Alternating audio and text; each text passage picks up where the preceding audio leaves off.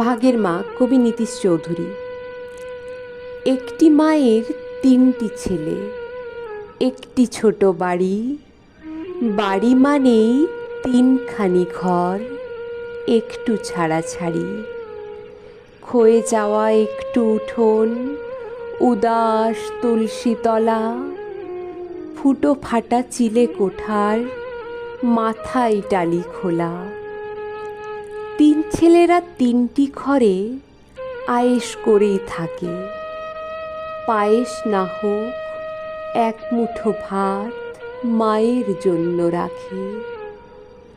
সারাটা মাস ওরাই করে মায়ের দেখাশোনা। ঘরকলিতেও এমন ছেলে আঙ্গুলে যায় গোনা। 30 দিনের মাসকে ওরা নিখুঁত হিসেব করে, 10টি করে দিন কাটে মার এক এক ছেলের ঘরে।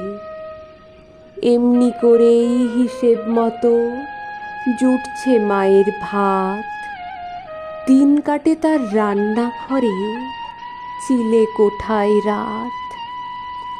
ক্যালেন্ডারের পাতায় যে মাস 31-এ আসে, একখানি দিন মায়ের কাটে নীরব উপবাসে। একখানি দিন অন্নবিহীন জীর্ণ চিলে কোঠায়, ভাগের মায়ের রাত কাটে না চোখের জলের ফোঁটায়।